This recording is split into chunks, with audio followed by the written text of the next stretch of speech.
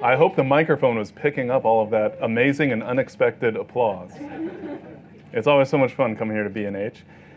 And today we're going to talk about, what do we call this, real-world optimization in Lightroom. What does that even mean?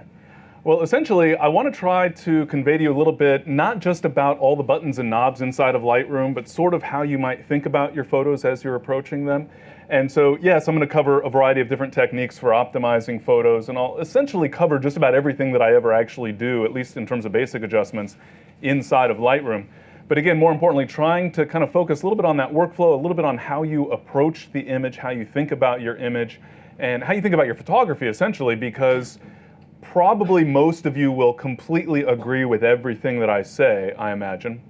But a few of you might have mildly different opinions on certain of these subjects.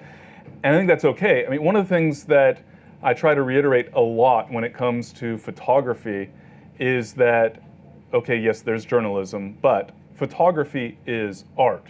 And so as far as I'm concerned, there's no wrong answer in terms of how you want to interpret your photos. I might think that you should have interpreted your photo a different way, but it's not my photo, it's your photo. And you might think that I should be taking pictures differently or of better subjects or whatever the case might be. Or in the context of today's presentation, that you would apply different adjustments. And that's perfectly fine, because I'm not suggesting here are the exact settings in Lightroom that you should use for every photo, but rather, here's a way to sort of think about your photos as you're optimizing them. And it's essentially trying to achieve your vision that you had at the time the photo was taken, if indeed there was a vision. So, image number one, what is the vision? I don't know, there's an oyster catcher walking on the beach, and he just looked really cool. And so of course I had to get down to eye level and take a picture of this pretty cool looking bird. And the reason that I'm starting with this oyster catcher is because it's got lots of areas of relatively bright detail and lots of areas of relatively dark detail. That represents a little bit of a challenge for a photographic image. It's certainly a challenge in terms of the original exposure, but it also gives us a good kind of background for how are we going to approach basic exposure adjustments in Lightroom. Mostly, that really does relate to just how do I think about this photo and what do I want to convey within this photo. So let's take a look at those basic adjustments. I'm going to scroll down just a little bit so that we can see our tone adjustments, and you'll see that we have an exposure slider, a contrast slider, highlights, shadows, whites, and blacks. I keep trying to get Adobe to put these in the right order, like my order. I could put exposure and contrast down at the bottom, because I don't really think in terms of exposure and contrast. I mean, I do, but exposure, I took care of that at the time the picture was taken, right?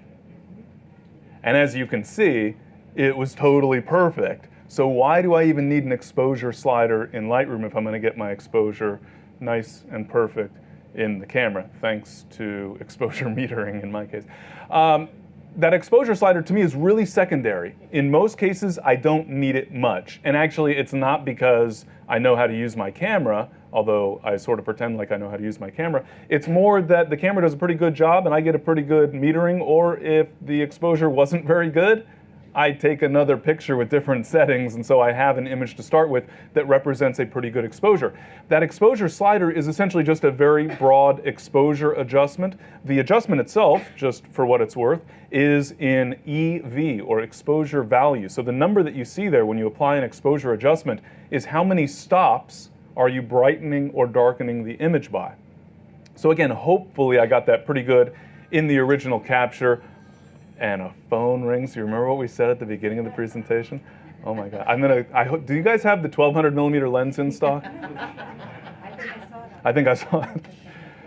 So exposure usually is pretty close. If I need an exposure adjustment, it's going to be pretty minor. So I would put that exposure slider way down below here, and contrast I almost never touch because I don't need it, because I have other ways, thank you very much Lightroom, of applying essentially what is a contrast adjustment. So let's take a look at that. There's contrast on a big scale and contrast on a small scale, you might say, or the overall contrast range of the image, and then the overall level of detail, which is a product of contrast. And so what I'm first trying to accomplish, in most cases, is to get the maximum amount of information out of that image, out of that photograph.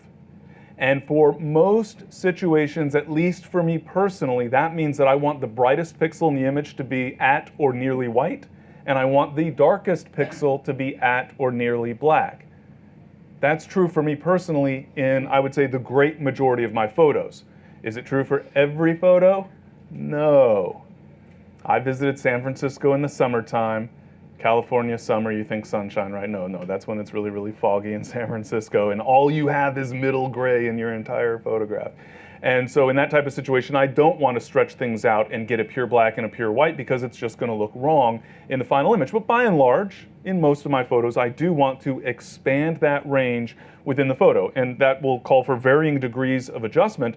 Fortunately, Lightroom makes it really super easy to establish that kind of maximum dynamic range value within the photo. And that is handled by the whites and blacks sliders. And so I actually wish that these sliders were the first two sliders in these overall tonal adjustment controls. I'll start off with the whites. That allows me to brighten or darken the brightest areas of the photo. And of course, when I'm applying an adjustment to really bright areas, I can't help but have that adjustment spill over into some of the other areas of the image as well based on tonal value, but the adjustment is focused on the brightest values overall. Well, I'm trying to establish a white point. I'm trying to set my brightest pixel to be essentially white or very close to it. So I could use a little help from Lightroom here so that I can make a more informed decision about what adjustment I want to apply. And that is done not by just eyeballing my display. Now, of course, I know that all of you, I'm sure, either already have or are going to tonight going to calibrate your display, or you already have calibrated your display so you can trust the information that you're seeing on your display. But even then, I want to get a little helping hand from Lightroom, and that is the clipping preview display.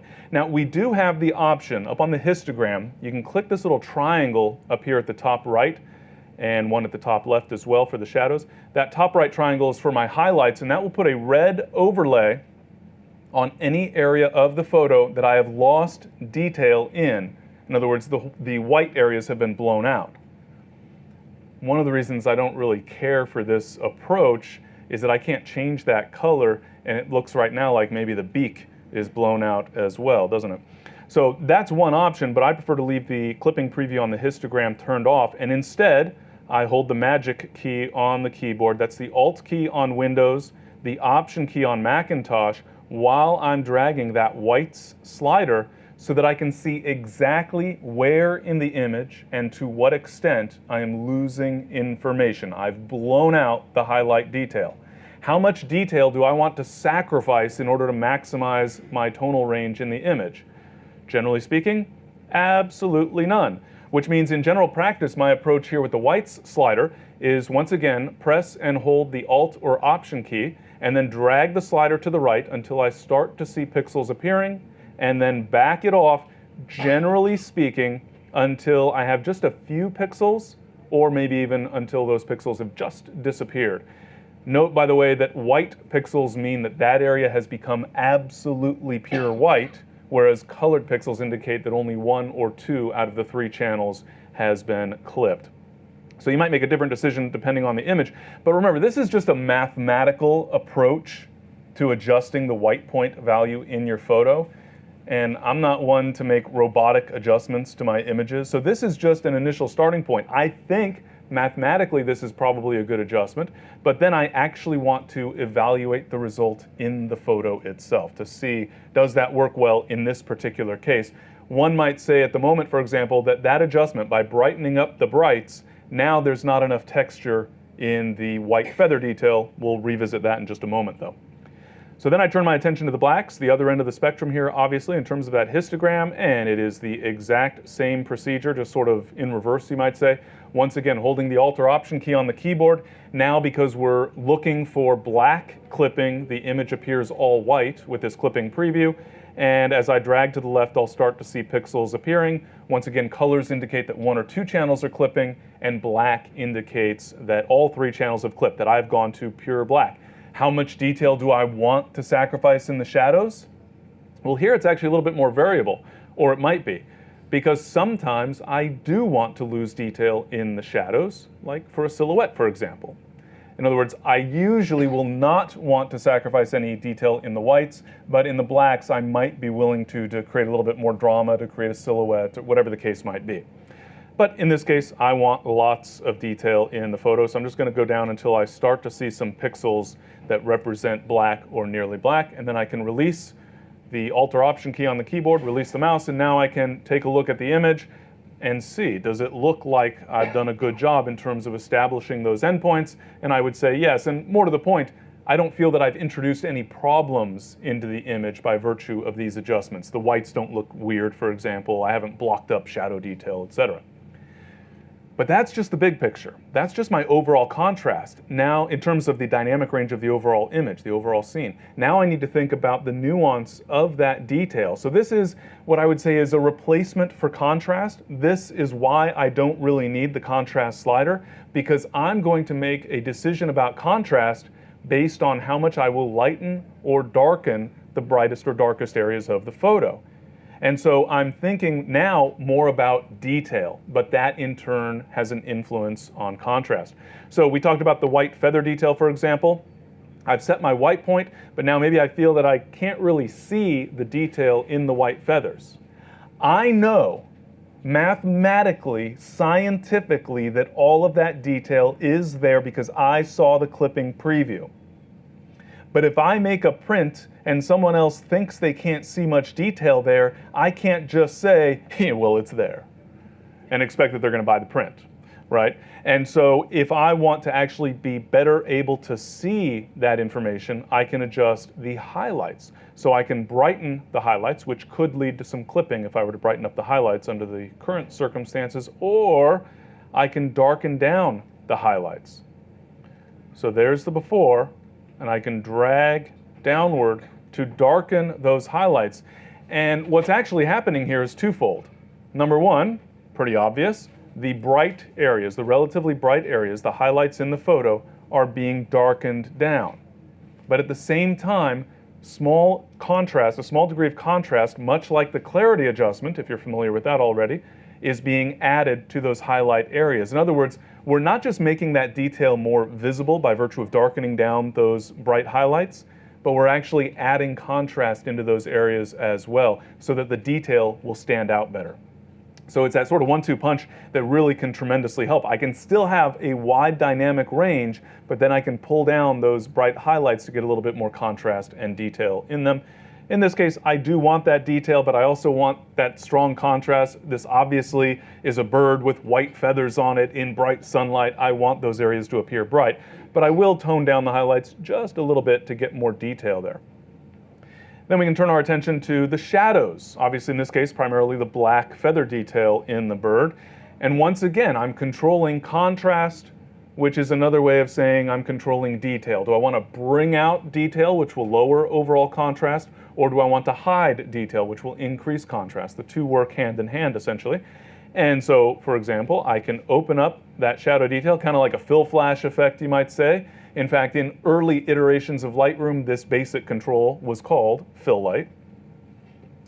And I can also darken those shadows. So am I looking for a little bit more strong, dramatic contrast in the image, a bit more impact in the photo, or am I trying to bring out some of the subtle detail? Is this more of a nature kind of identification photo, in which case I might want lots of detail, or is it more of kind of an artistic interpretation, in which case I might want to strengthen that contrast? For me personally, I'm not real big on the whole subtlety thing, and so I usually like a lot of contrast, a lot of kind of drama in the photo, and so I usually like to darken down the shadows a little bit just to get a little stronger look in the overall photo. But in the process, you can see that I've enhanced contrast for the photo. So let's do a little before and after. Well, there's the before. But I can darken down those shadows. I can brighten up those highlights or darken down the highlights as I see fit. And what I'm doing in the process is actually enhancing contrast relative to the original. So what do I need my contrast slider for? I really don't. And in fact, I don't like the contrast slider because it's having an equal effect, essentially, on the bright areas and the dark areas. So it's darkening down the highlights, brightening up the shadows, for example, depending on which direction we're dragging that slider. I'd rather not do that. I'd rather control that effect individually with those highlights and shadows sliders. So again, for me, it's usually whites, blacks, highlights, and shadows, typically in that order. Not that the order is super critical, but that's the order I generally prefer to work with those controls. Exposure may be a tiny little bit of an adjustment if the image needs an overall bump upward or downward. And contrast almost never, because as far as I'm concerned, that's what those shadows and highlights sliders are for. And this seems like, especially when someone who's not into brevity talks about how you apply these various adjustments to an image, it seems like, well, now I'm lengthening the process. I could have just brightened a little bit and increased contrast and I'm finished. But it's just 4 sliders, and it actually works pretty quickly. And it allows you to make a little bit more of a creative decision about your photo. And so even in a situation where you already have strong contrast, you might want more contrast, but you want to be able to control where you can see specific details. And so I'll adjust this image at a faster rate. So just a quick adjustment using that clipping preview for whites, similar adjustment for that clipping preview with blacks. Adjust the shadows. Do I want to open up detail or keep it a little bit dramatic? And then the highlights, do I want to pull down some highlight detail for the image? So in this case, sort of recovering the detail in the clouds that was mathematically, scientifically still there, but when you've got a lot of values in an image that are very close to those bright values, it can be difficult to see the actual difference between those values. And so toning things down with the highlights control, a negative value for highlights, can greatly improve that. And just using a different example where it's a little bit more subtle, but I think still very, very significant.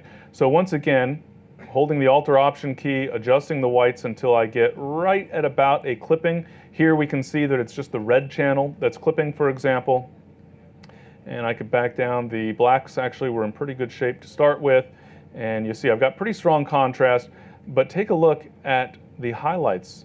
So as I pull back the highlights, up in the background here where the sun is hitting the columns, pulling down the highlights makes a tremendous difference in terms of perceived detail in that area. So to me, then the most difficult challenge is trying to figure out where you want that information and how do you want to adjust the contrast. Now, some of that is just philosophical.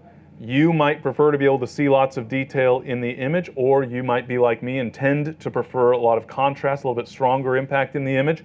That's just personal taste. But then on an image by image basis, you need to think some about how important is that detail. Sometimes areas that look to be a little bit blown out actually enhance the appearance of the photo. It gives it a little bit stronger look. And if we take the highlights down too much and then bring the shadows up too much, if your emphasis is on presenting as much detail in the image as you possibly can, you run the risk of starting to create an image that looks really muddy. And so you've got to sort of carefully balance your overall preference in terms of contrast versus detail, but then also what's going to work for this specific image, etc. So again, a lot of this will just depend on what you tend to prefer. I'm going to leave the highlights pulled down not too far because I want it to look relatively bright in those bright areas. And I do, again, like to have a little bit of drama in those shadows, so I might darken down those shadows. Because in this case, that really strong contrast between foreground and background, that's what drew me into this scene. That's why I was photographing this scene in the first place. And so I like to sort of embellish that contrast just a little bit. And the reality is that in many cases, what we're getting from our camera does not reflect what we saw with our eye. Now, part of that is because our human visual system is rather different compared to what our camera is doing.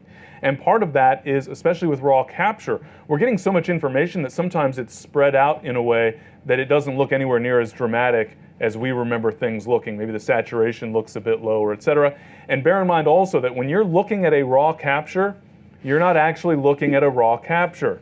You're looking at a software's interpretation of the original information that was gathered by your sensor. All those little voltage values from photons striking the photosensitive elements on your sensor.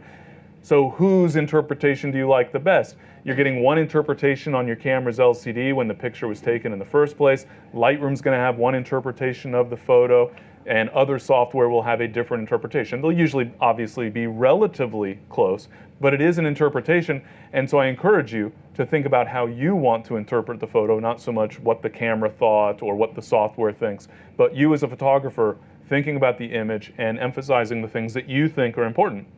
With this particular photo, This is in the Palouse region of eastern Washington state. We've got these wonderful rolling hills with crop fields, in this case wheat, and we've got the sunlight, late afternoon light, hitting one of the rolling hills in the foreground and shadow in the background. I'm telling you, when we were standing there, it's like the foreground hill was just glowing with light and the background was just black. But we have a lot of detail here. To me, it's too much. I want that drama that I saw in the original capture. So once again, using that exact same approach, using the clipping preview to get started, darkening down, maybe get a little bit of highlight reduction just because the kind of rim light, as it were, along the ridge is a little bit bright, and then definitely darkening down those shadows. And up here we've got a much better sense compared to over here. If I darken down the highlights, it'll look a little closer here. But in any event, trying to create what I saw or what I was experiencing. And I'm not terribly concerned about accuracy. It's how I remembered the scene, and maybe I embellished a little in my mind, but I'm okay with that. Remember, photography is art by and large. A little poetic license, as it were. And so just one last example in terms of setting the white point and the black point. Here, notice that it takes a fair amount of adjustment through the yellow channel, well, really the blue channel, but in this case the yellow values, till I get to a true black, but then I need to consider whether or not I want that true black. How strong do I want those shadows? In this case, the shadows, once again, look just remarkably dramatic. And so just trying to focus on the amount of detail. And for me personally, that is the first thing that I'm looking at in a photo. When I'm working on a raw capture in Lightroom, I'm first and foremost thinking about the overall contrast, the overall exposure. Probably if I took an image into the develop module in the first place, the exposure was pretty good to start with.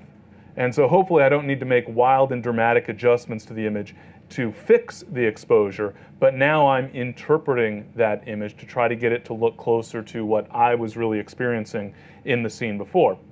Sometimes it's not about what I was experiencing. Sometimes it's about taking things a step further, or whatever the case might be, creative adjustments, etc., which we'll see some examples of a little bit later as well. So then, speaking of detail, and speaking of impact and contrast, etc., I'll go ahead and reset these basic adjustments and go through that same typical approach. This starts, I know it feels maybe, or looks like it could be just a little bit robotic. There is a consistency in terms of how I'm approaching the photo, the adjustments that I'm making. But these are just my initial basic adjustments for the photo, is just to try to get that dynamic range established, to try to get overall contrast and detail levels. But that is the first thing that I try to focus on. But then I start to think a little bit more about impact. Now, obviously, contrast by way of those highlights and shadows definitely is going to influence the impact of the photo.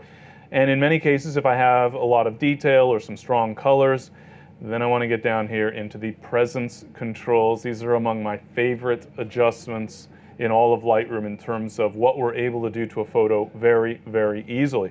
So clarity, I often explain that clarity is sort of like sharpening.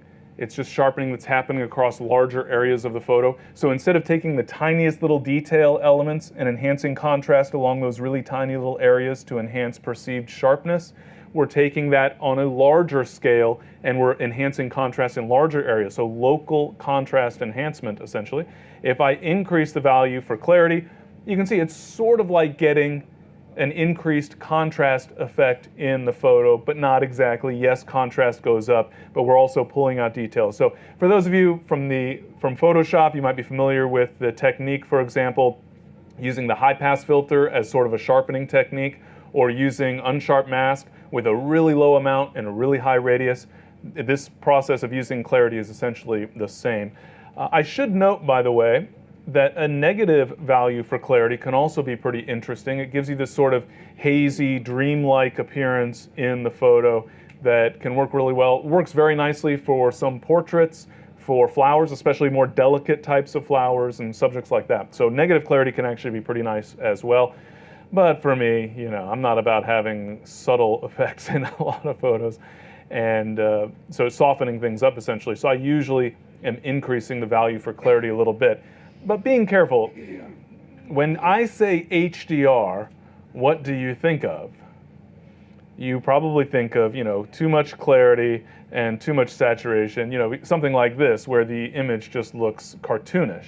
And so you still do have to be careful. When it comes to the clarity adjustment, you don't really have to be too worried about sharpening halos, for example. Because of the nature of the adjustment, it's not going to create those types of halos. But you do want to make sure the image isn't starting to look a little bit weird. I call it crunchy, when that detail just looks a little bit too enhanced and it can be odd. So obviously everybody will have a different taste and a different sense of when is too much, but the point is to be aware that that could potentially be an issue. And then in terms of saturation, we all love saturated colors, right? Or many of us anyway. The vibrance adjustment is essentially saturation with built-in self-control, which is really helpful for me. And it's self-control in a couple of ways. First, obviously, especially with certain images, I could still push things too far where it starts to look a little bit artificial. But the vibrance adjustment is helping to protect skin tones, first of all. So if you're photographing people, you're going to, by and large, avoid situations where the colors in the skin tones start to look a little artificial. So for me personally, for example, I have a lot of red undertones in my skin. You crank up saturation on a photo of me and I look like I've got a horrible sunburn. Vibrance helps to prevent those sorts of issues. Also, vibrance is having a variable effect on color. The colors that have relatively low saturation are getting a big boost, and the colors that have relatively high saturation are getting very little boost. So we're basically boosting the colors that need it without pushing the colors that are already saturated too far. So I love vibrance. And oftentimes, if I really want to push an image to get those unsaturated colors up where I think they need to be to sort of equalize the saturation with the colors that are already saturated, what I'll do is increase the value for vibrance as much as I need to equalize those colors. The result is something that's usually a little bit too saturated, but then I'll bring in a negative value for saturation to balance things out. So I'm basically evening out the saturation levels in the photo without ending up with, hopefully, a weird effect. So a relatively new adjustment in Lightroom, and one that is very appropriately named, is the dehaze adjustment. For those situations where you didn't have a big enough fan to blow all the haze out of the landscape that you were photographing, weather conditions sometimes get the better of you.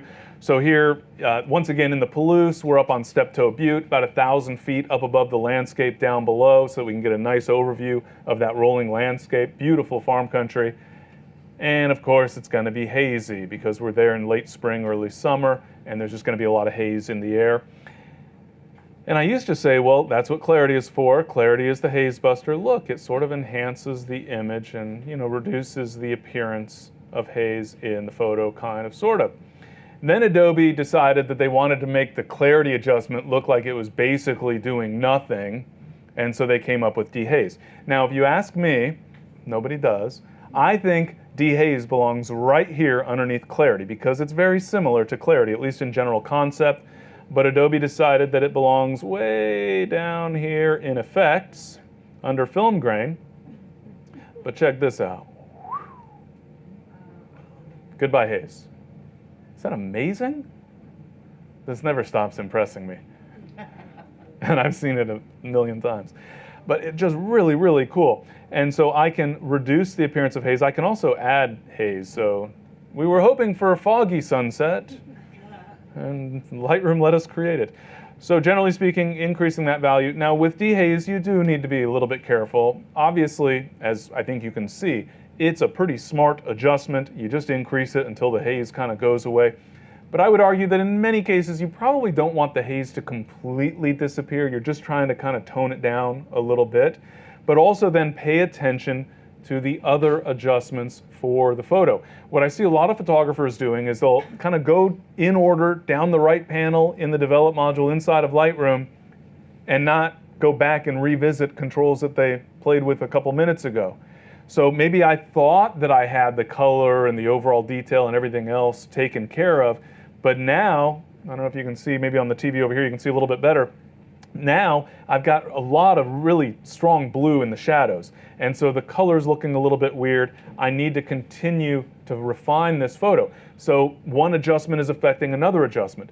One thing that I think is important to keep in mind is that in Lightroom it does not matter what order you touch the buttons and knobs in the develop module. You can bounce back and forth as much as you want. You don't have to apply, noise reduction before sharpening or vice versa. You don't have to worry about what order you're applying the adjustments in. So if you apply something, as with dehaze here, and then you say, well, I think now the color is off a little bit, let me warm things up. So I'll shift the warmth over a little bit, and maybe I'll also add some clarity, because clarity now is really just more about enhancing detail and contrast. Dehaze is about reducing haze, so now we've got kind of two different reasons to use these controls. And I can continue to fine-tune the overall appearance of the photo. So going back, maybe even come back down to dehaze, and well, maybe that was a little too strong, let's tone it down, etc. But you get the idea. There's our before, and there's our after. Handy little keyboard shortcut, by the way, if you're not already familiar. The / key on the keyboard will take us back to the original version of the photo. You see up at the top right of the photo in the preview area, it shows that text before, and then the / key once again takes us to the after version of the photo. So a nice way to get a sense of, was that adjustment a little bit too strong? Am I getting carried away with vibrance or dehaze or anything else? And then, once I've started to get the overall tonality and kind of the impact of the photo somewhat adjusted, that's actually when I start turning my attention toward color. Because I know that I can always fine-tune the color in my photos, and since I'm shooting in RAW, I know that the color temperature and the tint are simple adjustments. It doesn't matter what the white balance was set to in the camera. If I'm using a RAW capture, I'm able to make adjustments to that with no penalty in terms of image quality, because those adjustments in the camera, that white balance preset, is essentially just a metadata setting. It has nothing to do with the information that the camera is actually gathering for your RAW capture. Now, in general, obviously, I would have maybe applied a little boost in the color in terms of vibrance and saturation, but then my primary tools for adjusting color in terms of color balance will be the temp and tint, or temperature and tint sliders, which really are just color balance adjustments that use color axes that are a little different from what we might have been used to in Photoshop, for example. We're able to shift between a blue-yellow value with temperature or a green-magenta value with tint. In this case, I actually have a relatively strong, I don't know how easy it is for you to see up here, but the color is a bit off because I was using a neutral density filter. Sometimes the neutral part in neutral density filter doesn't live up to its name entirely. Sometimes the camera gets tricked a little bit. Mostly I would say that relates, or in many cases, depending on the filter you're using, that really relates to just the camera getting tricked a little bit in terms of the overall white balance compensation. But because I'm shooting RAW, I can adjust the appearance of the photo in terms of that color with no penalty in terms of image quality. Now, my personal philosophy when it comes to the temperature and tint sliders, or the white balance or color temperature adjustment, is to go straight to the sliders. I do shoot in RAW, and I almost always leave my camera set to auto white balance, and usually that results in reasonably accurate color. Most of the time, but I'm still going to tinker with it.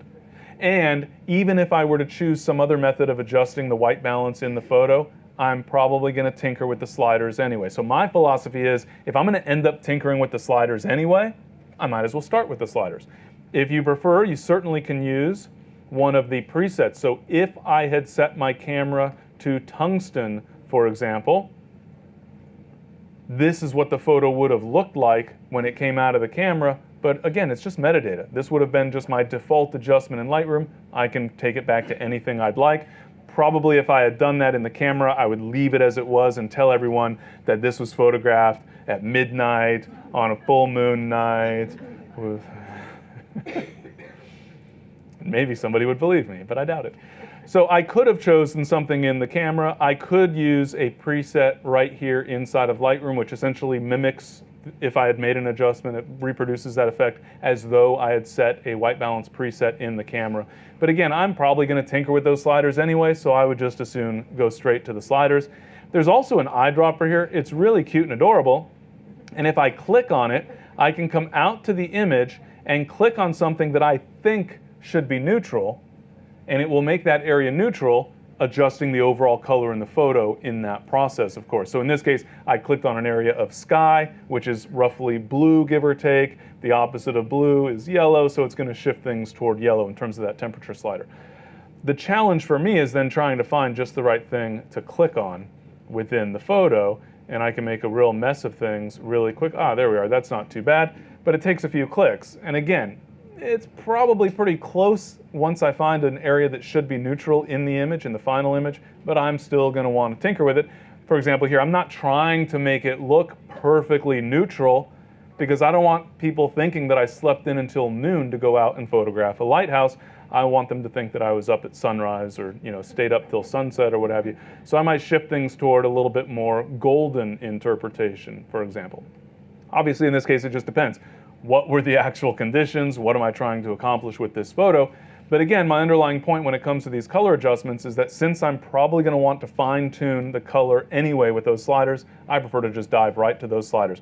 Now, as I've already sort of hinted at least, with temperature, I have not just corrective control, you might say, but also creative control. It was kind of a really clear day without any golden light, but let's make people believe that it was like the most amazing golden hour you've ever seen. Or let's try to convince people that it was a moonlit night. That's my right as a photographer, I suppose. But point being is that, granted, obviously I can very easily take things way too far, but I do have that sort of creative interpretation available. With the tint slider, I would say that is not the case, because I don't know too many photographers who are looking for a pink interpretation or a green interpretation of their image. And so tint tends to be corrective. And what that really translates into is that you have a little bit more latitude with the temperature slider and less latitude with the tint slider, but also that, in other words, you're going to make a bigger adjustment possibly, or a bigger range of possible adjustments with temperature as compared to tint. Tint will usually be really just fine-tuning. The color looks good, but it's just a little bit pink, or it's just a little bit green, and I just want to shimmy it one way or the other. The problem is I'm not so good with the mouse sometimes. Actually, that's not even true. It's that the mouse doesn't always do exactly what I say sometimes, and so I have a hard time, because it's the mouse's fault, getting the adjustment exactly where I need it. In those situations, let me get this temperature a little bit more accurate, maybe right about there, something like that. Because of that issue, if I have a hard time, I'll just exaggerate here and take it over to this way too magenta version of the image. I generally like to use the keyboard shortcut when I'm applying adjustments, definitely to tint and sometimes with other controls inside of Lightroom. As you'll notice with the various sliders inside of Lightroom's Develop module, over on the right, you have a numeric value. So you can sort of read what that adjustment looks like or what sort of adjustment you're applying. Well, you can also click into that field. You could type your own number. So I think it needs to be plus 12 or minus 12. Or how would I come up with these numbers?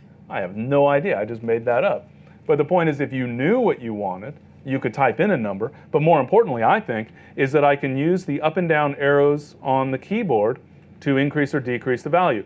So in most cases, there's a couple of exceptions, including temperature. In most cases, we're dealing with whole numbers, and so up arrow on the keyboard will increase the value by 1, down arrow will decrease the value by 1. If you add the shift key, so shift up arrow or shift down arrow, now we're adjusting, generally speaking, by a factor of 10. So 10, 20, 30, 40, or minus 10, minus 20, etc. So what I would generally do in this type of situation then is use that shift up and down to try to get pretty close, right about there maybe, and then use the up and down arrows all by themselves without the shift to try to fine tune until that color looks its best. Again, did I mention monitor calibration? Yes, now for a second time. It's really important that you calibrate your monitor display, both so that you can trust the luminance value, because most displays out of the box, they're about twice as bright as they should be. A full stop too bright, your exposure's way off on your display, and the color is usually pretty accurate, but I'd rather make sure it's completely accurate. So calibrating your display can be really super important. But again, using those temperature and tint controls to get the color fine-tuned exactly where you want it, both in terms of accuracy plus sort of creative interpretation, I think is pretty critical. Of course, sometimes you need even more control over the photo, You might take a look at this photo, for example, and say, well, I like the yellows, but the blues are a little weird, or vice versa. You know, the sky looks a little too cobalt, or the yellows look a little bit off, they're too orange, whatever that case might be. I want a little bit more control over the colors in the photo. I would certainly start with temperature and tint in order to try to get an accurate result. I would generally apply my overall adjustments here as well to try to get a good result for the photo. But if individual colors are problematic, then I'm going to take a look at a different set of controls, the HSL controls. I'm going to collapse my histogram here just so we can see more of the sliders. And under HSL, or color, literally the exact same sliders, just organized differently on the right panel. So HSL stands for hue, saturation, and luminance, as indicated right down below here. I'm currently looking at all of those sliders, but I could look at just the hues, just the saturations, or just the luminances if I so prefer. But I like to leave it set to all. It just makes the right panel Lightroom look a lot more impressive with a whole lot of sliders on it. So if you're working in a coffee shop or something, that can be really important. So hue is essentially like a color balance adjustment, you might say. Literally, hue is just moving around the color wheel, around the perimeter, if you will, of the color wheel. And so, for example, if we've got some, well, let's go ahead and take a look at the blues in the photo. I can shift the blues toward more of a green look or more of a purple look. That's what I remember seeing. So I might obviously want to exercise a little bit of self-control here, kind of slow things down a little bit and not get too aggressive. It's going to be a relatively minor adjustment. In the case of the sky, for example, a pretty small adjustment. Am I going for kind of more of a cyan blue sky, being careful not to get so far that I start to go green? Or am I looking for more of kind of a cobalt blue sky? Again, making sure that I'm not going so far as to create that purple look in the sky. So I can adjust these individual colors individually. Let's take a look at the yellows, for example, shift them more toward orange or more toward that kind of greenish yellow kind of a color. You can also very quickly make a complete mess of your photo with this approach if you'd like to. Create all sorts of psychedelic influenced versions of your images. But then we can also adjust saturation. So let's say, for example, I like this more cobalt blue to the sky, but it's a little too strong. I don't want to lose saturation for the yellows, but maybe I want to reduce the saturation for the blues in this case, or maybe make a gray sky. But just kind of tone things down a little bit. But point being is that I'm able to use those HSL sliders, hue, saturation, luminance, to exercise a little bit more direct control on individual color ranges within the photo. One word of caution though, luminance is generally best either avoided or used very, very sparingly. If you adjust luminance for individual colors, you can very quickly get kind of weird, muddy looking colors in your photos. The detail texture starts to look a little bit odd. So if you feel that you need to darken only the blues or just the yellows or what have you, just be real careful, take a close look at the image and make sure that you're not getting a sort of odd look to those details in the photo. Things can get rather muddy rather quickly. And also, I think one of the things that separates, a good image from a great image is the level of detail that you pay, the degree of attention to detail that you give to that image. A good friend of mine, photographer George Lepp, often talked about how the difference between a good photographer and a great photographer was the size of their trash can, because the great photographer is just taking a lot more images and throwing the bad ones away. And I feel like it's the same sort of concept when you're adjusting your images, is being careful, number one, being selective about the images that you're working on, but then also being selective about the adjustments and being very particular. I almost feel like with a photo that I really like, I'm never finished. If I spent more time sitting there looking at the photo, I'd find something else that I need to tinker with in order to make that photo look even better. And so that can be a little maddening at times when I feel like I'm never going to finish a photo. But again, that control. So in this case, for example, one of the things that bothers me is way back off in the distance here, the magentas are just a little bit too strong. And so if I enhance the saturation for the purples and the magentas here, you'll see that area kind of jump out a little bit. Well, this hints at the solution to the problem. Now I've increased saturation. Well, if I have problem colors somewhere in the photo, as we saw with the preceding image, sometimes that correction is to shift the color or to adjust saturation for the color, but sometimes it's really targeting specific color ranges in the photo and toning them down. Small details, way off in the distance. What causes that purple? Well, for starters, the rocks obviously have that reddish undertone to them. But also, those of you that shoot landscapes outdoors, I'm sure you've seen this many times, haze way off in the distance has a tendency to take on a little bit of a magenta appearance because of scattering of the light in the atmosphere. And so oftentimes just off in the distance, you'll see just a little hint of magenta. Maybe nobody but me is ever going to see that magenta in the photo, but I'd rather know that I took care of it. And so just that attention to detail can really make a big difference, I feel, in a photo. So in this, excuse me, in this case, I might reduce those values, but then zooming in, taking a careful look. I don't want to get carried away, take that adjustment too far. Now I have gray rocks off in the distance. That's not going to work very well either.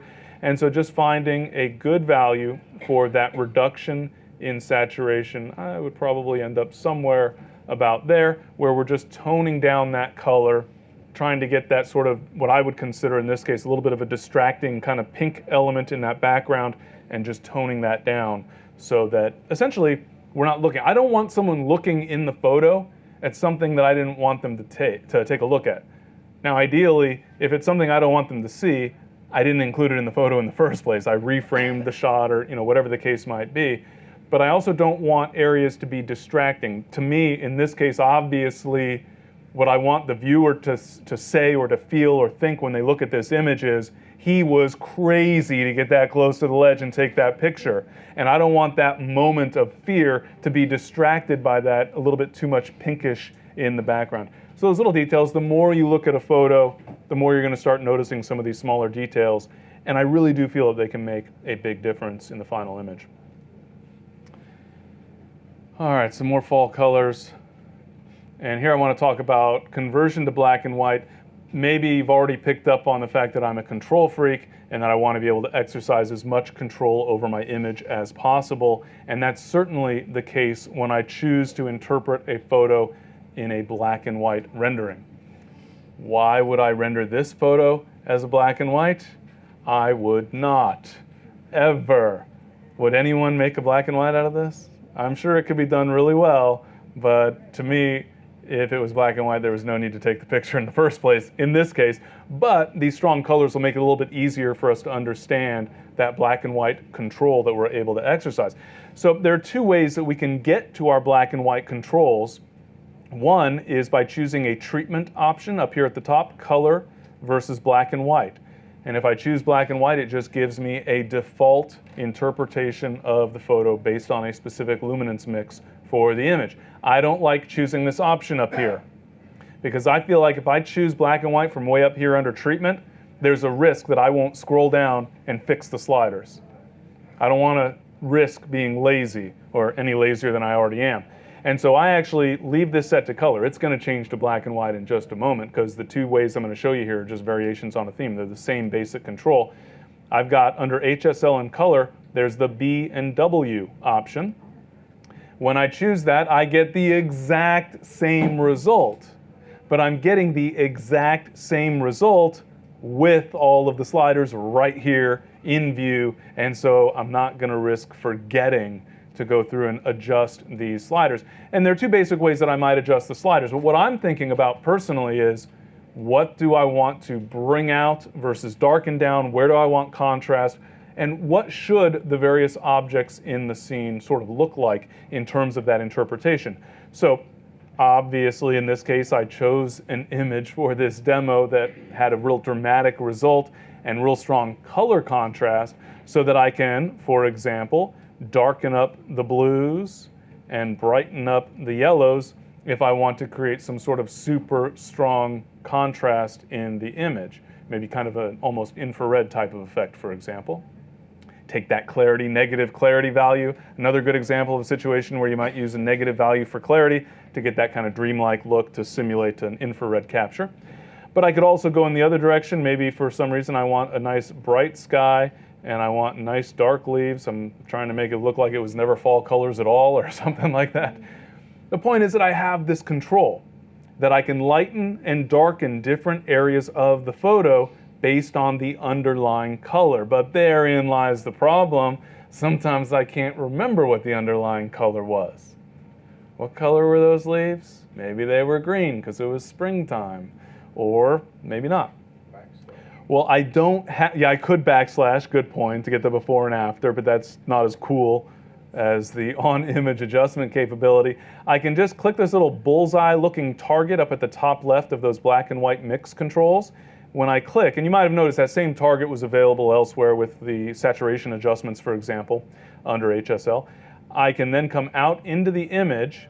I'll point to the sky here, for example, and if you take a look over on the right panel, the blue value is highlighted. The word blue looks white, and the box that has the numeric value for the blue slider is kind of highlighted a little bit. So Lightroom is saying, oh, well, you might have forgotten what color this was, but I'm happy to report it was blue. Or I move my mouse out over the tree here, and I'll see, in this case, mostly orange, and depending on where I go, sometimes a little bit yellow, just depending on where that specific color range happens to fall within the visible spectrum. But wait, it gets even better, because Lightroom can tell me which slider I have to go adjust in order to brighten or darken that area of the photo. But I can actually also work directly on the image, and Lightroom will apply the adjustment for me. So move my mouse over the image to the area that I want to adjust, so the trees, for example. Click directly on the image and drag up to brighten and down to darken. Best of all, it's loads of fun. I can click in the sky, click, drag down. So I don't have to remember the color of anything within the photo, and I don't even have to worry about these sliders. And I actually really like this type of experience because I feel like I'm interacting with my photo itself. And so I'm just getting in there and lightening and darkening based on the image itself and how I want to interpret that image. Let's see how that negative clarity works. There we go, totally more infrared looking, right? But again, the key point in terms of that black and white mix is that we have that control. We can work in a variety of ways to fine-tune the luminance values based on the underlying color in the photo. Of course, sometimes there's not a lot of control you can really exercise. When you first look at this photo, you might say, oh, it was already converted to black and white. No, it's just that it's concrete. You can see just a little hint maybe of kind of that golden yellowish kind of hint of color from the light. But it is in fact, it is in fact a color image. If I choose B&W, you can see the change from color to black and white. And you can see, look, see how the areas that were red are brightening and darkening as I move that slider back and forth. Let's try the orange. Okay, orange has a little bit of an effect. And yellow, a little bit of an effect. Green, pretty much none. And aquas, none. And blues, none, etc., etc. So sometimes you'll have a relatively monochromatic image, and those sliders aren't going to give you very much control. What to do, what to do? Well, it's actually very straightforward, and more importantly, it helps to underscore something that I consider to be really, really super important. You might remember that when I showed you the dehaze adjustment, after applying dehaze, I had to go back and fine-tune the overall color and clarity, etc. for the image. When I'm working in black and white, there's a decent chance, at least for me personally, that I might have already fine-tuned my overall tonality for the image. So maybe I'd apply, let's darken up the shadows and maybe bring down just a little bit of detail in the highlights.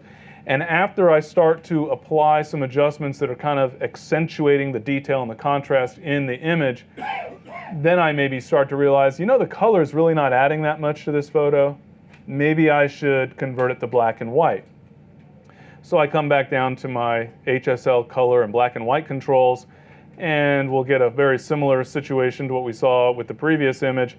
Most of these sliders are going to have rather limited effect on the photo, because there just wasn't that much color in the underlying image to begin with. There's a little bit here and there, but by and large it was pretty monochromatic to begin with. It was rather muted, not very saturated, because obviously it's a very weathered subject. But the texture, the detail, the light and the shadows, whenever I start paying attention to textures and contrast and detail in the photo, at least for a moment, I'm going to think black and white. Because then it's all about the texture, the detail, the contrast in the image. And this photograph was all about the texture. It was just, wow, look, the paint and the nails and the lock assembly and the metal and everything's all weathered and beat up. And it was just, those textures were really, really wonderful. The light coming across was pretty nice. And so it's all about enhancing that, but not just enhancing, but removing distractions. So with Horseshoe Bend, we were looking at the purple distraction way off in the distance. Here, the distraction maybe is not a terrible distraction. I'll go ahead and switch back to the color version here. It's not exactly a terrible distraction, but I think there's a much stronger impact in the photo when I remove that distraction for what it is and make the image all about texture and the contrast, the overall detail in the photo, the light and the shadows. But in addition to all of that, I need to remind myself, wait, when I was making my tonal adjustments, I was looking at the color version of the photograph. I want to go back and take a look once again at those adjustments. I might even sort of just start over. So again, using that clipping preview, maybe I would make a little bit of a different decision based on the fact that I no longer have color in the photo. In this case, for example, the blacks adjustment was resulting in a lot more clipped detail than I was seeing when I was only working in color. So I might pull that back up, for example. Maybe I would push clarity even further. Whatever the case might be, the point is I want to revisit those adjustments, especially when I make a strong change, a big change to the overall appearance in the photo. So going from color to black and white or vice versa, throwing in a really strong adjustment like dehaze. Whenever I'm making a big impact in the photo, a big change in the photo, I want to reconsider, do I need to go back and look at anything else, including maybe my basic overall tonal adjustments in the image? Now, in some cases, what I'm really aiming at in a photo is essentially trying to reproduce the experience that I had, or the feeling that I had, or the mood that the process of capturing that image created. Sometimes that grows out of disappointment. So this photo, for example, I was in Japan. This actually happens to be in a small area. There was a little cemetery and several Buddhist shrines, and I captured this image thinking it was going to be really great. And then later I said, it's not, I don't know, it's lacking the feeling. Because as part of this process, when I was taking pictures, an elderly Japanese woman signaled to me to come over to her across the courtyard. I thought for sure I was getting in big trouble.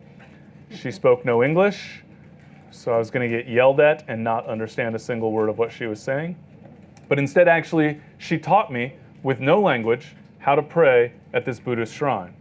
This was just an amazing experience, connecting with someone in a completely different culture, in a different country, and learning something about them and their culture without even speaking the language. It was just a pretty incredible experience. That made the photo even more frustrating because it just didn't convey that feeling that I had. It didn't have that sort of timeless, mysterious kind of look to it. And so I went through a process of trying to figure out, okay, well, what does that look like? What would that result be if I were to work on the image and try to convey the mood of the photo itself, the mood of the experience, I guess you might say. So maybe I would start with my same basic set of adjustments in terms of adjusting overall tonality, maybe darken up those shadows a little bit to try to get things a little more dramatic. But it didn't take very long, much like we saw in the preceding photo, to realize that the color in this case wasn't really doing much of anything. And I wanted something that was a little more timeless so that it would have a little bit of a different mood to it. And so I converted the photo to black and white. But of course, as you can probably anticipate, not a whole lot of variability in terms of the colors in the photo. And so working with those individual sliders didn't have much of an effect at all. But black and white, while it sort of removed some of the distraction of the various colors, didn't feel like it was quite giving that sense of age that I wanted in the image. And so that's when I decided to employ split toning. Now, I've talked to a lot of photographers who look at split toning and think it's just the weirdest control ever. That's usually because they tried split toning on a color image. So just by way of illustration here, I'll just switch to a color image. And Under split toning, I'll crank up the saturation for both the highlights and the shadows, and we can make, whatever wild colors we want for the highlights and the shadows, and you start to realize that this is just a really weird adjustment. But that's because I'm using different colors for highlights and shadows on a full color image. I can also use that effect, that split toning, to apply a color tint to a black and white photo. And so, for example, just by way of illustration, I'm going to increase the saturation for both, and then I'll shift. Here we've got kind of a greenish color for the shadows, and whatever color I choose, maybe kind of a reddish value for the highlights. But actually, I want just a single color, so I can take that balance toward either highlights or shadows. So I'll go ahead and take this all the way over to shadows. So now I'm only seeing the shadows color, and I will adjust the value for that shadows color, maybe somewhere in the kind of like roughly 45 range, so sort of sepia tone type of effect, and then make things a little bit more subtle by reducing the value for saturation.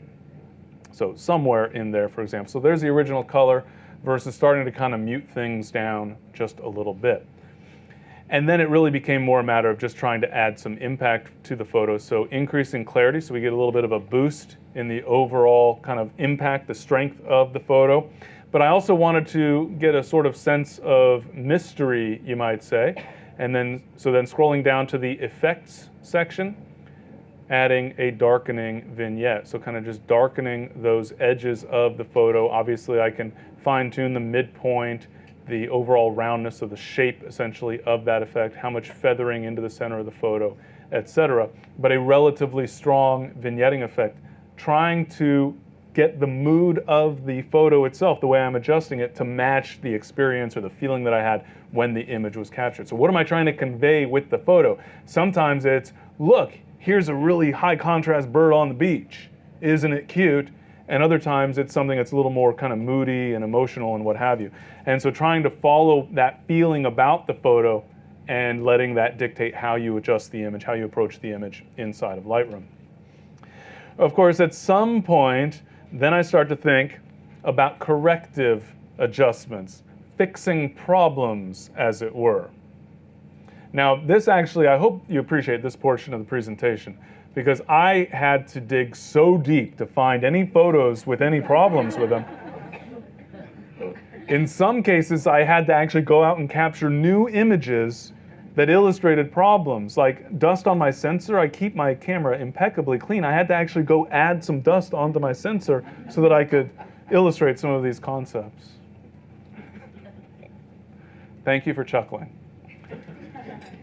So in this case, for example, cropping, and there kind of, I would say there's, well, three main lessons that I would try to impart to you when it comes to cropping.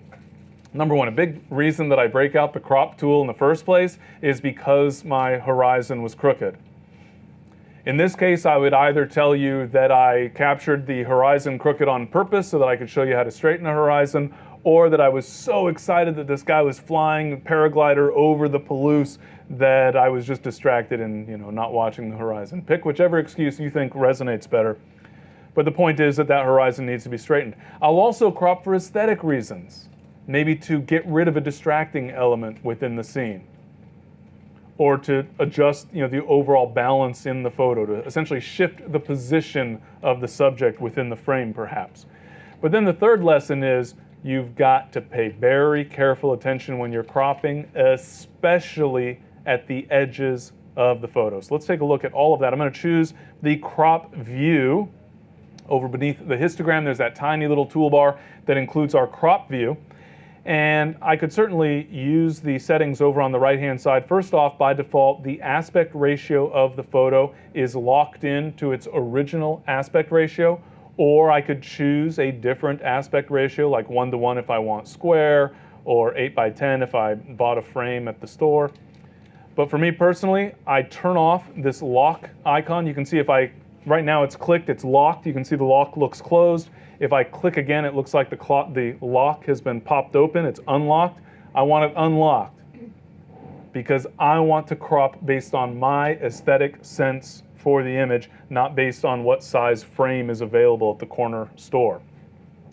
And so with that, I can come in and just crop to any aspect ratio I would like.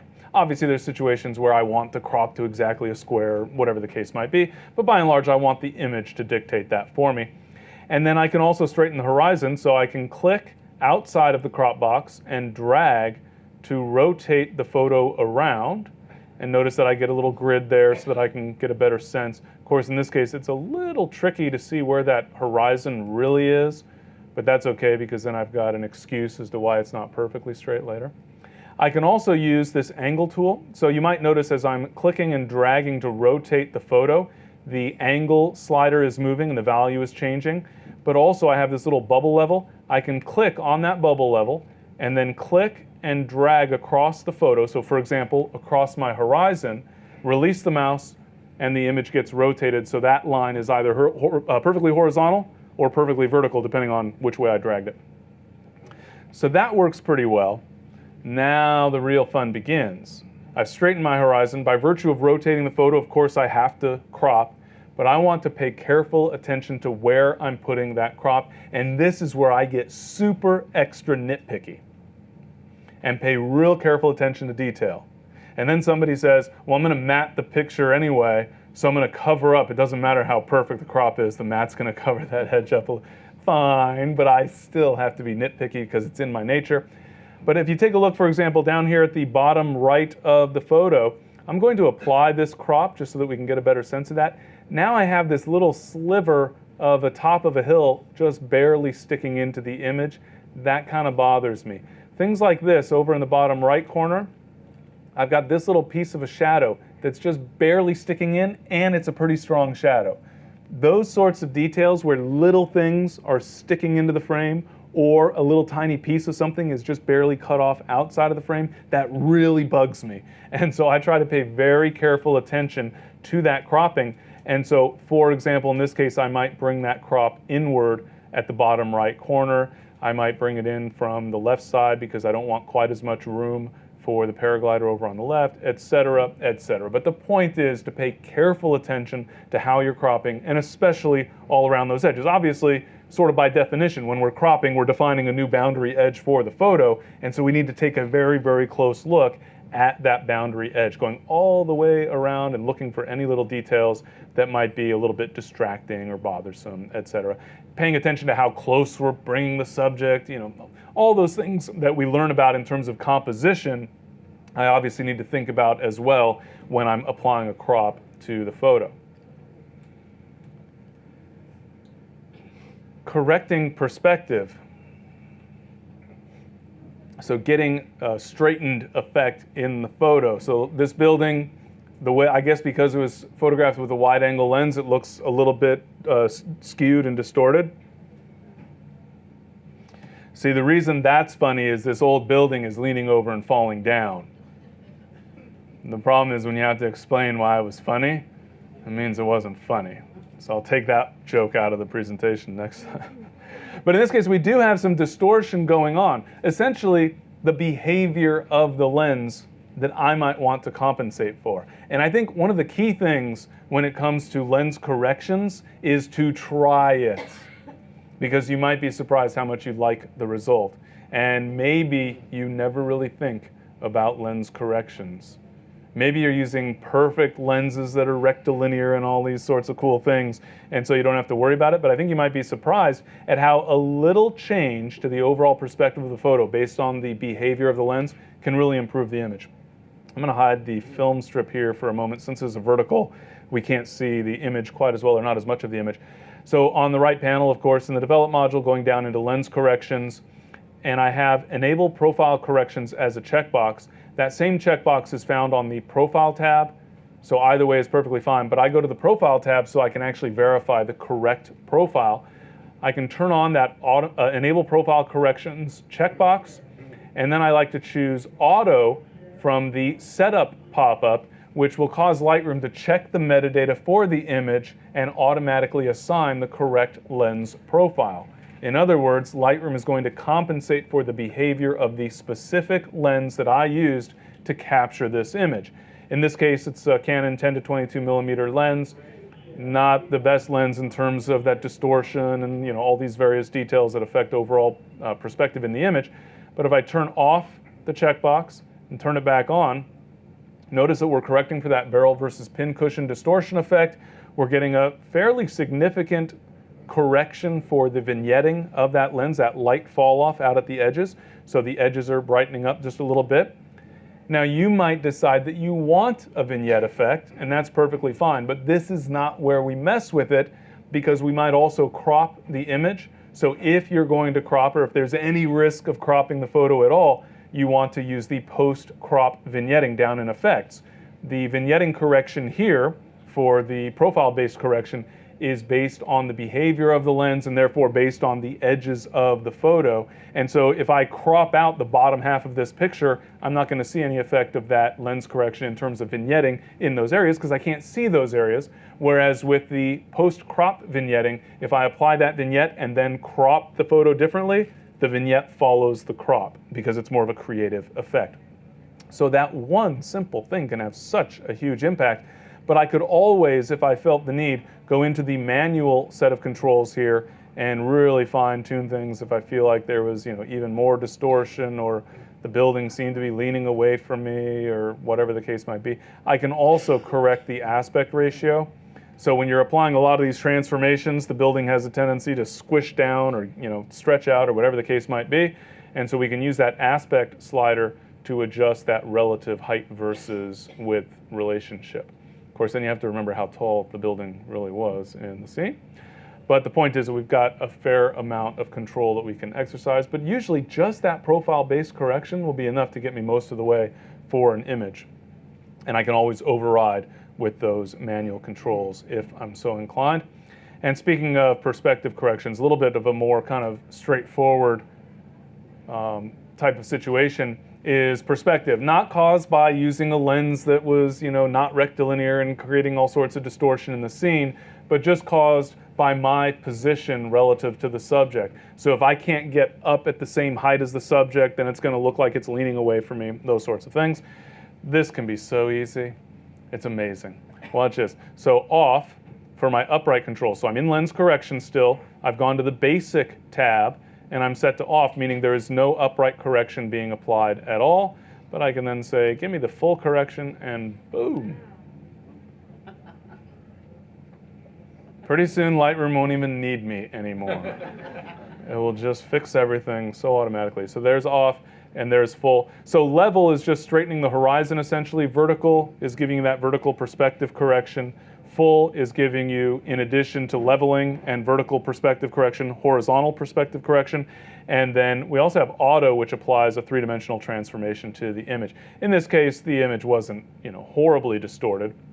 So it doesn't need, there's not much variation between each of those, but sometimes it can be wildly different.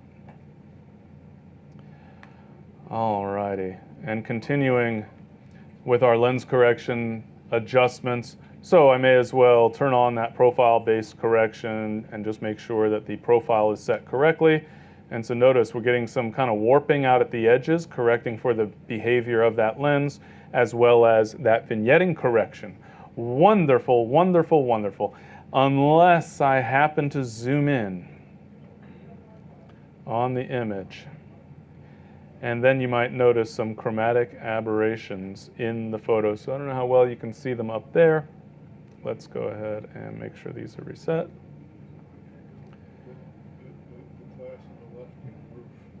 I'm sorry? Yeah, so we've got along the left, left edge, along the eave here, you can see kind of the greenish over here, magenta up over here. On the far right edge, a lot of magenta and green, et cetera, et cetera.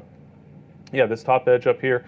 So we've got these various colored halos, typically magenta and green, but it'll vary a little bit depending on the behavior of your lens, et cetera, et cetera. So how are we going to fix it? Well, that stuff is called chromatic aberration, and look, we've got remove chromatic aberration as a checkbox, and look, the chromatic aberration is gone. Now, I find that about half the time that works, meaning with half of the images that I just turn on the checkbox, that's all I need. The other half of the time, I got to get in a little bit closer and fine tune. And so let's go ahead actually and zoom in a little bit closer. so you can see those effects a little bit more clearly.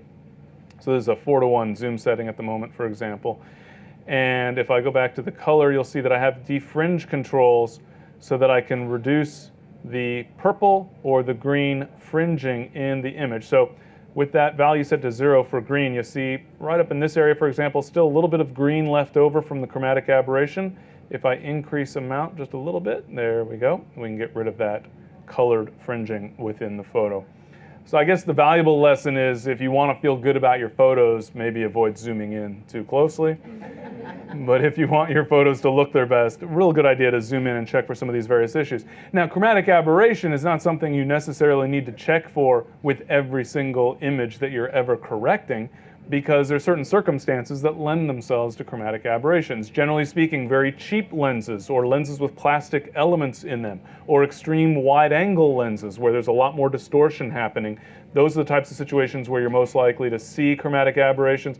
You'll probably, if you actually take a look at your photos and examine them for chromatic aberration, you'll probably start to realize certain lenses make a lot of chromatic aberrations and certain lenses don't.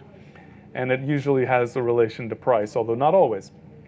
But also, checking very closely, looking for that chromatic aberration, you'll figure out which lenses, but also the circumstances. So backlit subjects are going to tend to, number one, result in more chromatic aberration, but also it's going to be a little bit more obvious when there's that strong backlighting.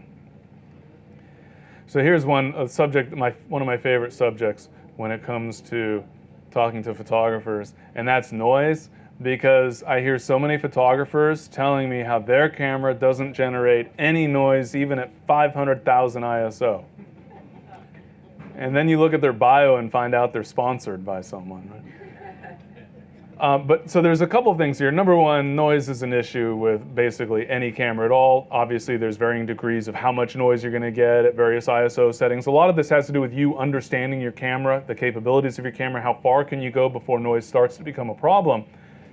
Part of it is also recognizing that in the case of Lightroom, and in the case of many software tools that allow you to process your photos, there is a small amount of color noise reduction that's being applied to every image automatically, so you're not actually getting an accurate look at your picture. So here is the image. Oh, look, it's not so bad. There's like virtually no noise at all. Maybe a little bit of luminance noise, obviously, but color noise, which is the more problematic of the two, no trouble. Until we set the color slider down to 0 for noise reduction and see what the camera actually produced for us in terms of that noise. So recognizing that we've got a little bit of noise reduction happening by default, so that sort of might mislead you a little bit in terms of the behavior of your camera, but also it might cause you to never even bother to look at noise reduction. You might be able to get an even better result than with those default settings. So we'll go back to the default settings here, and we see that noise disappears reasonably well. When I'm evaluating noise, I want to get in there to a 1:1 or a 4:1 zoom setting and really analyze the image carefully, especially in the darker areas of the photo.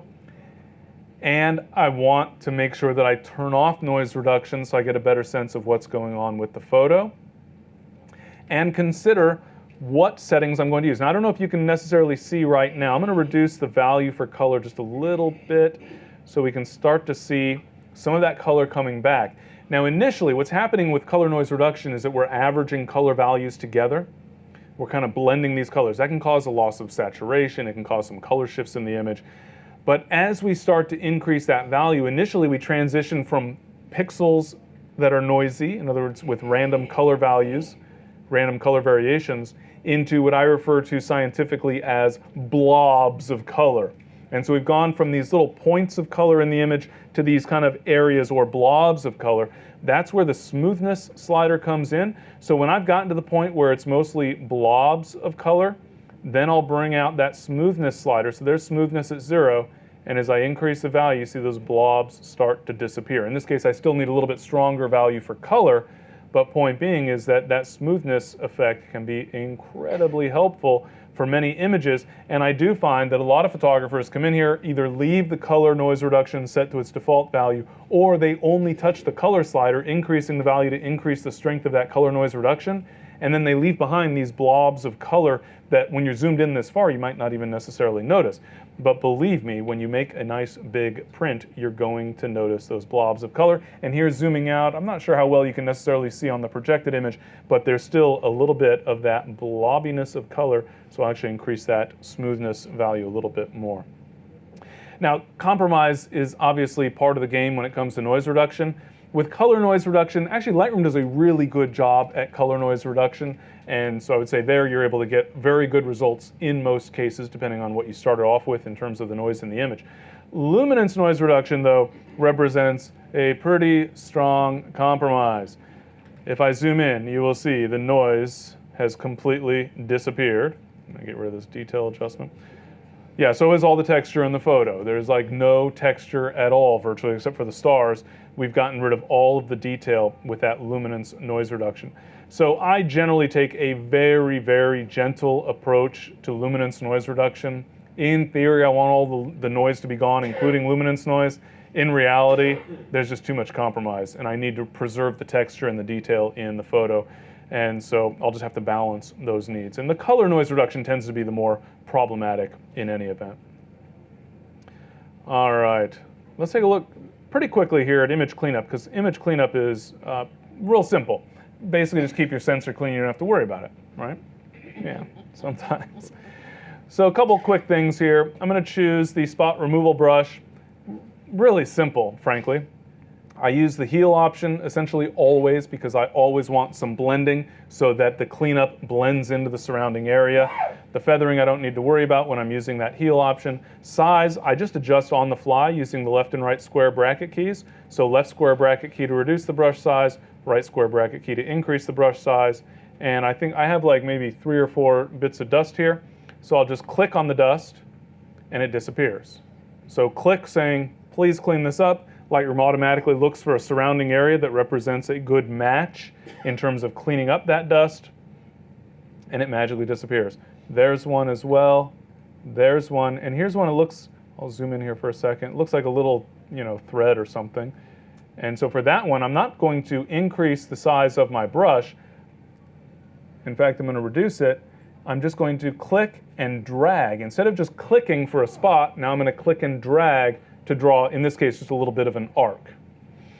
And now you can see that with just a few clicks, I've fixed all of the blemishes in my photo. Except, remember the part about zooming in and it kind of ruining your day in terms of your photo.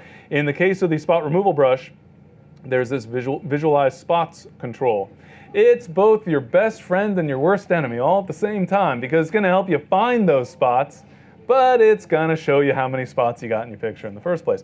We can adjust the slider down here for the luminance values. It will vary for the image. I often find that just dragging it all the way to the right works really well. And while I'm inside of this visualize spots control view, I can actually continue cleaning. So I see these obvious little blobs.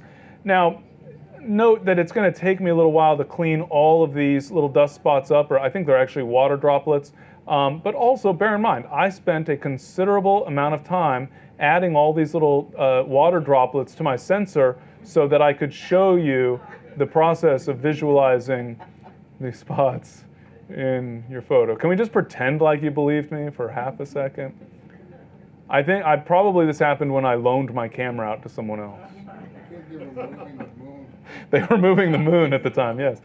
So I still have, still have a few spots that I need to get rid of there, but you get the idea. I can kind of clean up all those various little spots throughout the photo relatively easily. Oh, it makes it look so simple.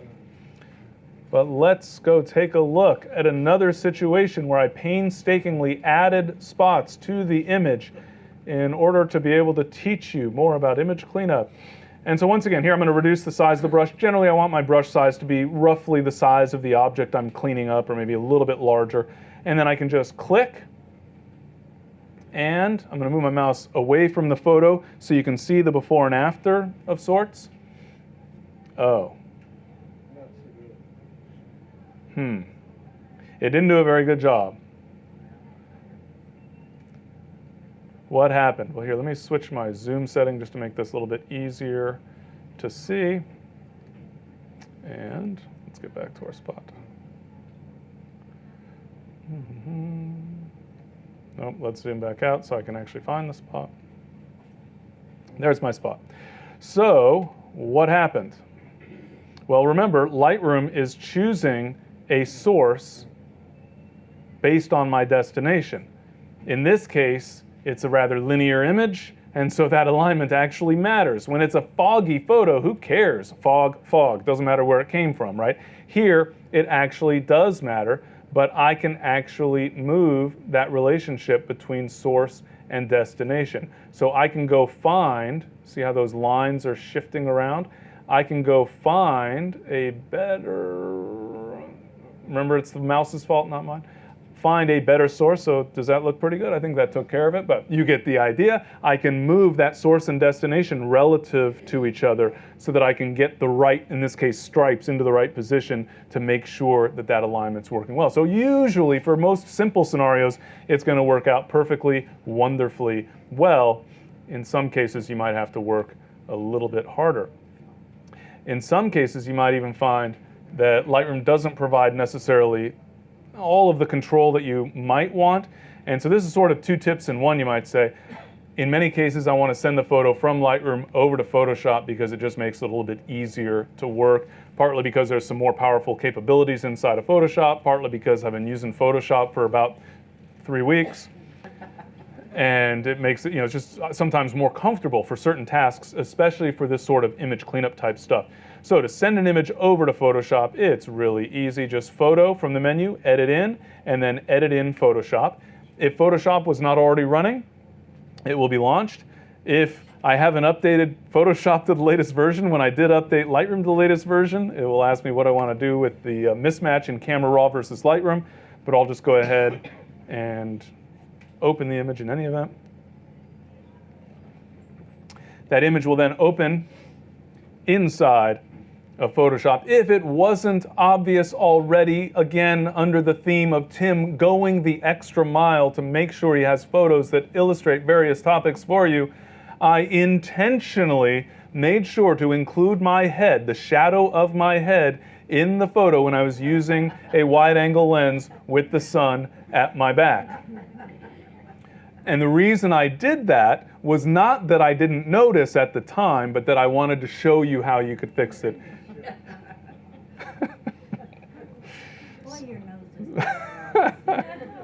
So let's take a look at how we can fix this. Now there's all sorts of cool tricks, but for me personally, very often when I have a situation here where the texture really matters a lot, I want to essentially just copy and paste pixels into the photo. So this is not by any stretch of the imagination the only way that I might clean something up inside of Photoshop, but with this type of tricky situation, it is something that I use relatively frequently. I start off by creating a selection that more than covers the area that I need to fix. Then I make sure that my selection tool is set to the Create New Selection option, that first out of the set of 4 buttons up on the options bar up toward the top left. Because when I'm in the Create a New Selection option, I can move my mouse inside the selection and then just click and drag to move the selection itself. I want to go find a source that I think is going to work pretty well for my image cleanup. So in this case, for removing the shadow, which means I need some clean grass that doesn't have a shadow in it. Well, it doesn't have my head shadow in it in any event. So I'll go ahead and move the selection over into this area. Now I want to copy those pixels onto a new layer so that I can move this unshadowed grass into position over the shadow. So keyboard shortcut, for those of you that prefer keyboard shortcuts, Control J on Windows, Command J on Macintosh. Think jump the pixels to a new layer. Or I can go up to the layer menu and choose new, followed by layer via copy. So I'm copying those selected pixels onto a new layer. I'm going to double click on the name of the layer and type cleanup so that you can remember why that layer was there. I'll then switch to the move tool at the top of the toolbar, and I happen to know those pixels are sitting right over here, but that cleanup layer is the active layer. I can just click and drag and move those cleanup pixels wherever I need them. In this case, right about there. Now in this case, please do note, look at that. Now that requires considerable planning in advance, I might point out, to anyone who cares to believe me. No. So then I need to blend these edges. So if I turn this off and on, sure, I'm covering up the shadow, but I also have this kind of cutout edge because I didn't feather my selection. That's okay. I'm going to feather after the fact, you might say. With my cleanup layer active, I click on this little circle inside of a square icon, the Add Layer Mask button. That adds a layer mask thumbnail. Now I'm going to grab my brush tool from the toolbar. I'll press the letter D on the keyboard to get my default colors of white and black. And in the context of a layer mask, black blocks, white reveals. In this case, basically, painting with black is like a magic eraser. I can erase stuff, but I didn't really get rid of those pixels. I can paint with white to bring them back. So just by way of illustration, I can press the letter X on the keyboard to exchange my foreground and background colors. If I paint with black, and go just right across. In fact, let me turn off my background image layer. I can paint with black to essentially erase pixels, but again, they're not really erased, they're just hidden. If I come back and paint with white again, those pixels are magically revealed, or of course I can undo in this case. But what I want in this situation is actually to basically blend the edge. So I'm painting with black with a soft-edged brush on my layer mask, so it's like I'm erasing with a fuzzy brush, but again, it's not really erasing. I have a little bit more flexibility here thanks to the layer mask, but all I'm doing then is just kind of bobbing and weaving and blending things together and trying to make sure it looks as natural as possible. And because I copied actual grass texture that I'm painting into an actual grass area, I'll be much more able to get things matching up nice and perfectly so that nobody will ever know that I included my head, my shadow, in the frame. So something like that. Now obviously there's more cleanup work to be done right there. Obviously I might do all sorts of other things inside of Photoshop with this image, whatever, filters and plugins and all sorts of cool stuff. When I'm finished working with my image inside of Photoshop, there are only two things I'm going to do to get back to Lightroom, and they're specific. Number one, File, Save, not Save As, at which point someone says, but Tim, what if I want to tell Lightroom what name to use? No, you cannot. I mean, you can, but then Lightroom might get confused and you'll never see your photo again. So just File, Save, not Save As. Lightroom already told Photoshop where to save it, what file name to use, what type of file, etc. Those settings are found in Preferences under External Editors for those of you that are interested. That's step one, File Save. Step two, File Close. Obviously, there's keyboard shortcuts for both of these commands, etc. But point being, File Save, File Close. Now when we get back over into Lightroom, magically that image is sitting right alongside the original capture. So here is my original raw capture, complete with shadow. And here is, in this case, it's a TIFF image based on my Lightroom preferences that has no shadow at all. One last note, if you're using Photoshop in this Lightroom-based workflow, if I decide I want to send this image back to Photoshop, I want to keep all of my layers intact. I just want to open this image. I don't want to make yet another file, etc. So it's the same basic process, but we have to answer one additional question. So Photo, edit in, and then edit in Adobe Photoshop once again.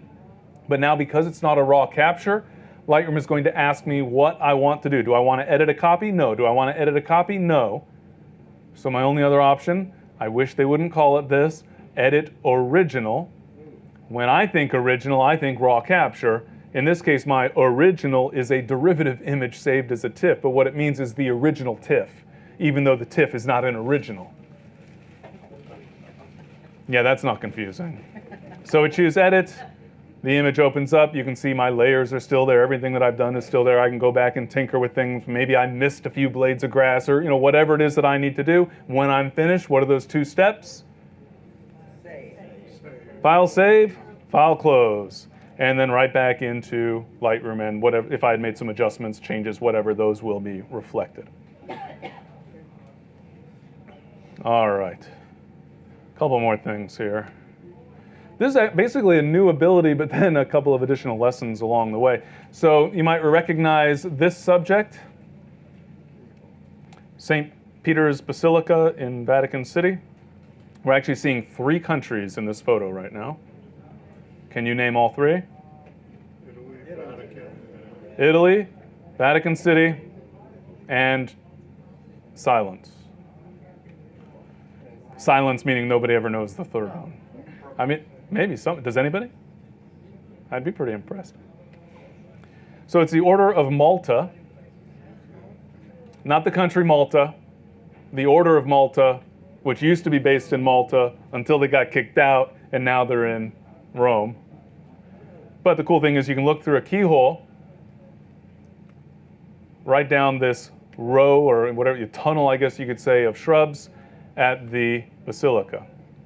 Pretty cool, except for the part that you're looking down a dark tunnel of shrubs at a subject that's relatively bright off in the distance, and so there's a lot of dynamic range there. But fortunately, I know how to take more than one picture with different exposure settings, and so looking through this is very complicated business, I might add, because you're looking, well, you're pointing your big old lens at this little keyhole and trying to line up perfectly, and you'll see it's a bit of a challenge.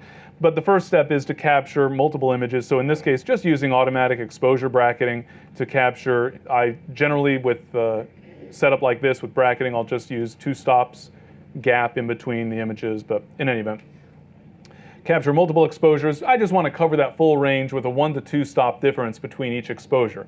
So take an image where the highlight detail, the brights are preserved, then go a little bit brighter, 1 or 2 stops, then go 1 or 2 stops brighter, and keep doing that, or just bracket to accomplish the same thing until you've got all the shadow detail visible in the final image as well. So I'm going to select those images. Of course, now I need to bring them all together. And so I'm going to do that inside of Lightroom, because Lightroom recently gained the ability to assemble HDR images. And so if I go up onto the photo menu, similar to the edit in options, and in fact we could send the photo over to HDR Pro in Photoshop, but now I can go to Photo Merge, and inside of Lightroom I have the same basic capability. Not the exact same software. This is a brand new version inside of Lightroom. It's not the same thing as what you'll find in Photoshop. But in any event, now I have the convenience of being able to assemble an HDR, a high dynamic range image inside of Lightroom. So taking my, in this case, 3 exposures to cover that range. And over on the right side, while we're waiting for that preview to render, you see we have an auto align option. Always I want that turned on, even when I used a tripod, because there might have been some subtle little shift within the image. Maybe you had a stabilization turned on or something. I'd rather have the software analyze and align the individual frames. Auto tone, remember, Lightroom is completely non-destructive in terms of the adjustments you're applying in the develop module. And auto tone just means automatically apply adjustments on my behalf in the develop module, but I'll reserve the right to refine those adjustments later. That was kind of a lot of words for a checkbox, so they went with auto tone. And I can also choose a deghosting amount. Notice that I have a show deghost overlay checkbox. So what is ghosting in the context of an HDR image? It means if there was some movement from one frame to the next, it's going to have a hard time necessarily getting things perfect, and you might end up with kind of a double exposure type of effect for that subject that was moving from one frame to the next. Deghosting goes through and tries to analyze and fix to make sure you don't end up with that ghosting. So it looks at the differences from one frame to the next and compensates accordingly. And you can then choose low, medium, or high. It does need to re-render the preview each time, so it can be a little bit time consuming to switch back and forth. That overlay will be that kind of pinkish red overlay on the image showing which areas there was movement in the original captures. So here, there is no overlay. Presumably that means there was no movement, and so I could even just turn off that deghosting altogether by selecting none. But I can choose low, medium, or high. Obviously, high would be for situations where there's a lot of movement from one frame to the next. You want to try and blend things together. But it depends on the type of movement. So for example, if there was a river flowing in the foreground, you might set low or none still, because that sort of chaotic mess is just going to be hidden by the chaotic mess that is the surface of the river. In any event, how simple is that? Essentially, the default settings are going to be fine most of the time, with the possible exception of that deghosting. Now, if you're familiar with creating HDR images, you might be aware that when you're creating an HDR, there's basically 2 steps. There's taking the individual exposures, your original exposures, each with different exposure settings, and blending them together into a high dynamic range image. But now we've got such a huge range of tonal value that we can't see it, and software can't necessarily understand it, et cetera, sort of. And so the second step then is tone mapping, taking that huge range and bringing it down to the range of a normal image in the context of our imaging software. Inside of Lightroom, that tone mapping step of your workflow is done inside of Lightroom itself in the develop module. So I will go to my HDR image, and we'll see we have a lot more detail compared to, for example, our other images here. So there is my HDR image, created, by the way, as an Adobe Digital Negative or DNG image file, which we can work with completely lossless. Think of it as essentially a variation on a RAW file format. It's a little bit of an oversimplification. You can now see, thanks to the magic of HDR, we're now able to see a lot more detail in the photo. So now we can see that I wasn't perfectly aligned with that keyhole after all. Actually, I would say I probably was as close to being perfectly aligned as I could. It's just that the field of view of the lens doesn't allow me to essentially crop into just the keyhole itself. So I've got a little bit of the edge of the keyhole here. No problem. That's what cropping is for. And so we can crop the image so that, oops, I'm rotating, so that no one will know that I was not perfectly aligned. So I can fine tune as I see fit, even move the image back and forth a little bit. Let's call that good for our cropping. You say, oh, but I still see a little, yeah, I know. But I used this particular sequence so that I could show you this next part. This was handheld. Yeah, number one, you're shooting through a keyhole.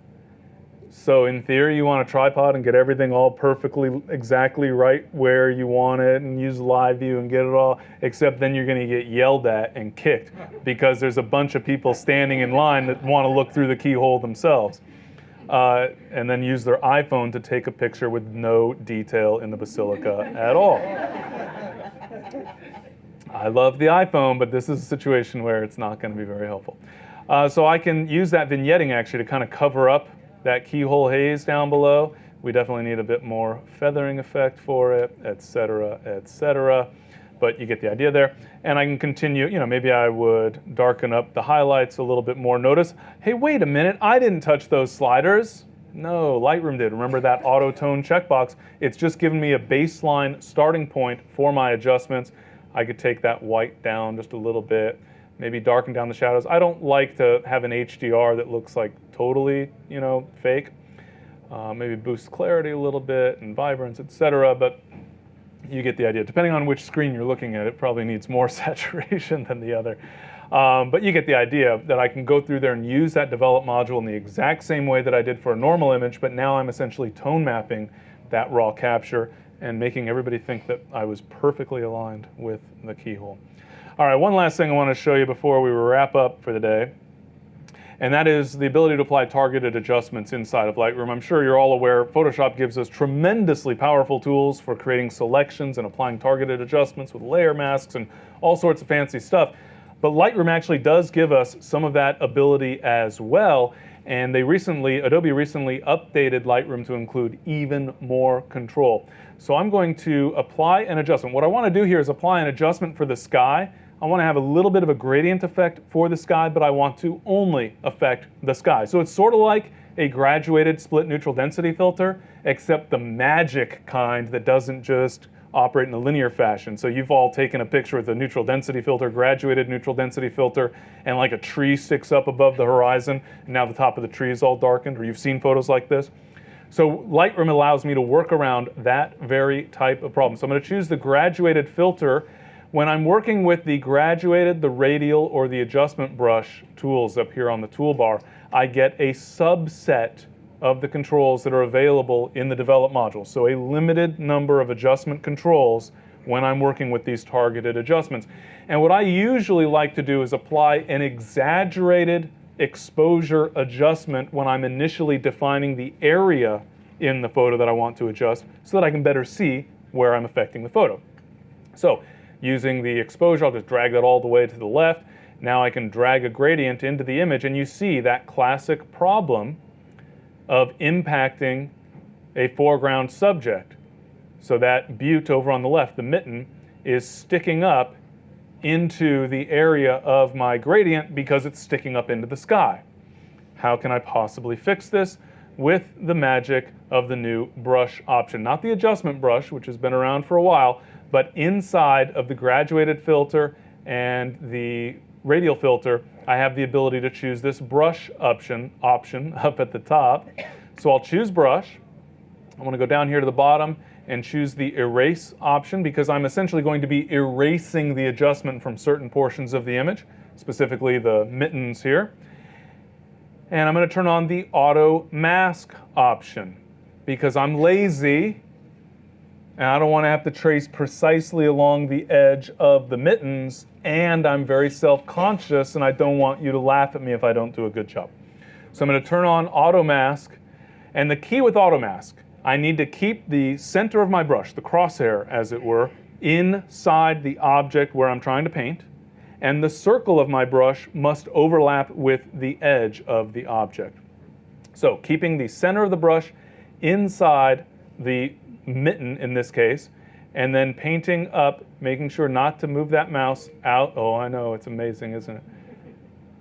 There we go. I think that might have taken care of that mitten. And this one is not so much of an issue, but maybe I'll, apply a stronger adjustment.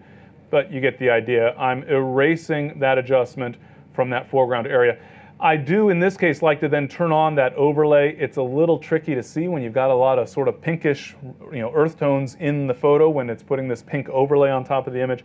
But that'll sometimes help me to see little areas I might have missed down below. And if I did miss any areas, then I would tend to turn off auto mask, reduce my brush size, left and right square bracket keys to adjust that brush size once again, and then I can just paint down here below if I need to clean up any areas. In this case, I think I've got a perfectly good result. So now I have an adjustment that's affecting the sky, but that is not affecting those mittens in the foreground. Obviously, I can continue fine-tuning that mask, essentially. Once I'm happy with the mask, obviously I wasn't trying to create a night sky, and so I can go back to my adjustments, and in this case, bringing that exposure back up. In this case, for this image, I would probably kind of boost that clarity a little bit and crank up the saturation a little bit and maybe warm up those clouds a little bit. Take this away from green, but you get the idea. Let's take up the saturation even more because that display doesn't look very saturated. So somewhere, right about there, depending on which display we're looking at. But again, the point being that we're able to apply an adjustment that in this case is graduated for the sky, but that does not affect the mittens, the buttes in the foreground. So again, if I take that exaggerated approach, you get a better sense of affecting only the sky without affecting that foreground subject. I think I will darken that a little bit, maybe somewhere around there. And there you have it. Well, thank you guys very much. I hope that is helpful in terms of your approach to your photos and actually using the adjustment tools inside of the Develop module in Lightroom. Thank you very much, and we'll see you next time. Whether you're a hobbyist or a professional, B&H has the answers to your questions. Experience a world of technology at our New York City Superstore. Connect with us online or give us a call. Our staff of experts is happy to help.